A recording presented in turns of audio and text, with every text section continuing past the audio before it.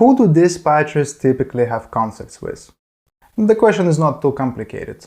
With the driver of the truck, with the owner of the trucking company, that is a direct employer or customer of the dispatcher, and of course with the broker. I think it will make sense to divide the lesson into 3 parts and consider the most frequent conflicts with each of the parties separately. Let's start with the brokers. There is definitely something to talk about. So, situation 1, your driver has already started moving towards the pickup location or even arrived at the pickup facility, and the broker, for any reason, cancelled the load. Here is a possible solution. In this case, the dispatcher has the right to request compensation from the broker, called truck order not used, abbreviated as TONU. Essentially, this is a cancellation fee paid directly to the carrier when the shipment is cancelled at the last moment. There are many possible reasons why this may happen. However, TONU may be requested when the driver has already spent the necessary time and resources to pick up the cargo, such as drove a significant number of miles or already arrived at the facility before he found out that his load had been cancelled. In such situations, the driver should certainly get paid for this time. As with most conflicts that we'll deal with, there are a number of disagreements that may arise between you and the broker. Even in the very definition of this TONU, there are already some misunderstandings. What does significant number of miles even mean? And what if the driver has already left for the load, but there's still 5 hours before the loading time? Or what should the dispatcher do if the driver was very close to the load and in fact has not yet left for loading, but now it will be very difficult for the dispatcher to find another load? There is no unequivocal answer, but I will provide some recommendations based on experience. Firstly, most conflicts can be avoided with good communication. If you made a habit of constantly updating brokers about the location of your trucks, then it's likely that you already sent a broker update when your truck started moving towards the pickup. Therefore, you have written proof that the driver already moved for a certain amount of time, and accordingly the broker is obliged to pay the TONU.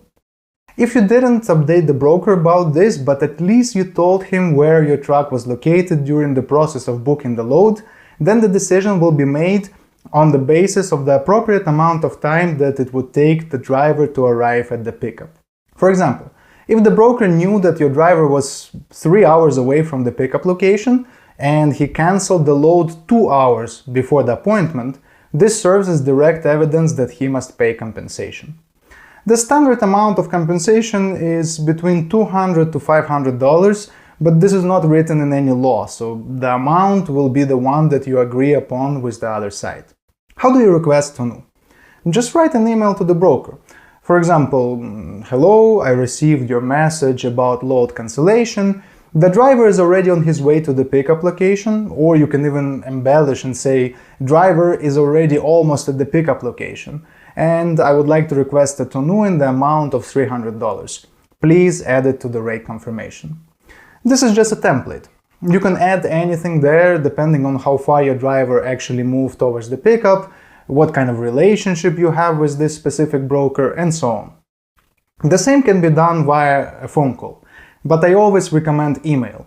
Having written evidence of anything is always better. If you want, you can do both. Write an email and call. That would be an ideal approach. Okay, moving on, situation number 2. A broker provided incorrect load information to a dispatcher. Solution options. This conflict may arise when certain load parameters were discussed during a phone conversation with the broker, and then when you receive a rate confirmation, these parameters are different. This isn't necessarily a serious problem. The broker could have just added wrong information to the rate con by mistake. It can be resolved by simply calling the broker back and clarifying the disparities. Be sure to check all rate confirmations carefully and compare them with your load notes. It will take an extra minute, but will save you from a whole range of issues. Now, a more serious problem comes when the parameters of the actual load the driver just picked up do not match the rate confirmation.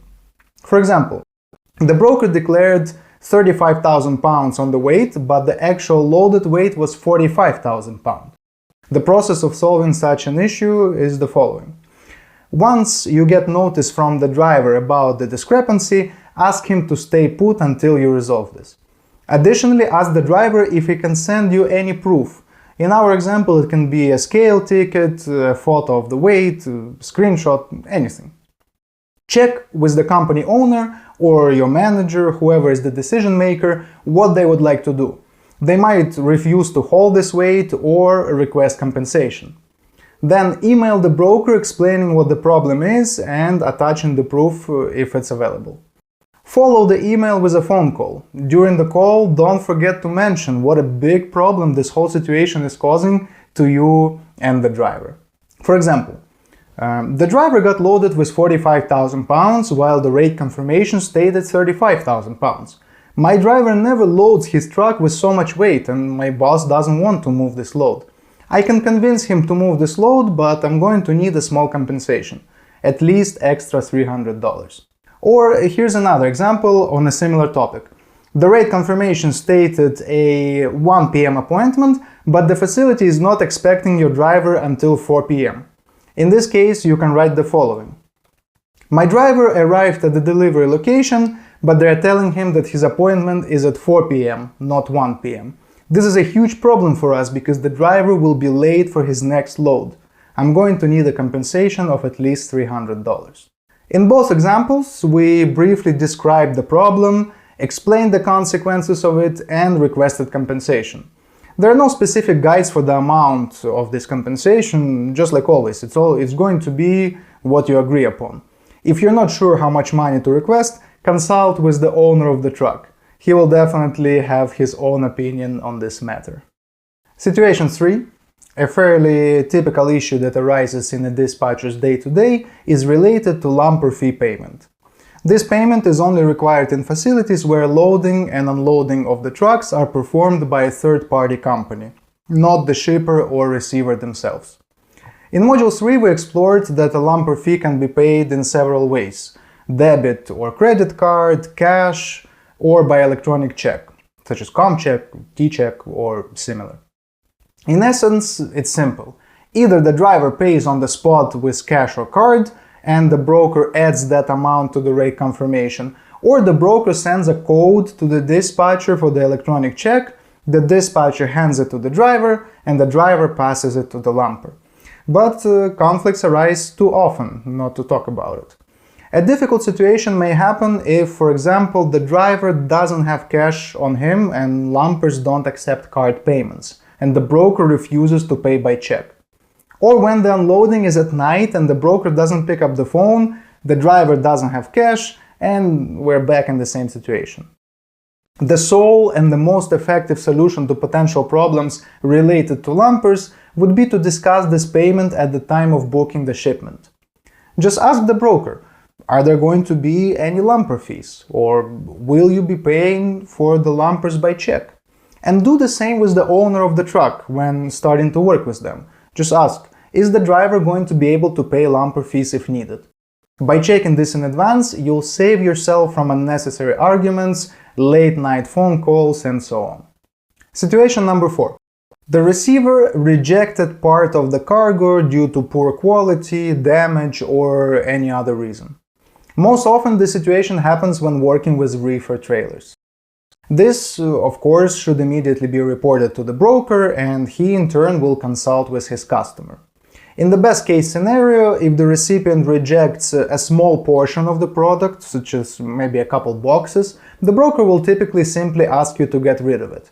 A typical term for this is dump or donate. In case the receiver rejects the whole load, or at least a substantial part of it, things could become more complicated. It's important to understand that during loading, the driver doesn't have access to the product. It's usually packed in boxes and then loaded onto pallets. The driver may have to count the quantity of the pallets and compare it with what's listed on the bill of lading, but he cannot assess the quality of the product. The product could be spoiled because of the carrier's fault if the temperature on the reefer is set incorrectly, or if there is a malfunction of the refrigerating unit.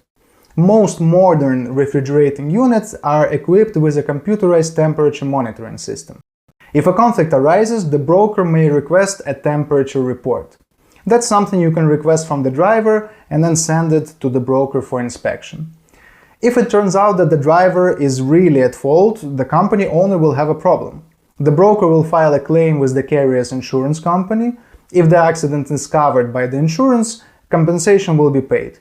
If not, the broker may sue the carrier for the damage amount. The earnings with a reefer trailer are higher, but so are the risks. As a dispatcher, the only thing you can do in this situation is to assist the owner of the trucking company in every way possible and to facilitate the communication with the broker. A good lawyer is more helpful in dealing with such a complicated situation than a dispatcher. And situation 5, dispatcher errors. To finalize this topic, let's talk about problems caused by errors of the dispatcher. There are many examples. Dispatcher miscalculated the mileage and assumed the wrong rate per mile. Or dispatcher didn't check the driver's working hours and he couldn't get to the delivery on time. Or dispatcher failed to notify broker of driver's delay, resulting in driver missing his appointment. What else? Dispatcher indicated wrong location in driver instructions and he arrived at the wrong place. Or dispatcher didn't come to an arrangement with his client and had to cancel the shipment, etc., etc. The list can go on and on. The consequences can also be very diverse. From lost time and money to negative comments about the carrier and the appearance of the carrier in the broker's blacklist. Of course, these issues can be avoided by being more careful, focused and concentrated, but nobody is perfect. If the mishap was your fault, try to resolve the situation through personal contact. Find a way to apologize and give a proper explanation which will make it easier for the other side to understand your position and avoid accusations of negligence. It's better to be honest and accept your fault than to lie and try to trick your way out of it. Here are just a couple phrases to help you. You can say, "It's my bad. I had a difficult day and made a mistake. I hope we can find a solution." Or, "My apologies, I misplayed some information which led to this problem. Is there any way I can make it up to you?" Or just, "Sorry, this is my fault. I promise I will do everything I can to resolve this issue." It's that simple. Remember, a dispatcher is not financially liable for any operational errors. The absolute worst thing that can happen to you is getting fired or losing a client. That's it.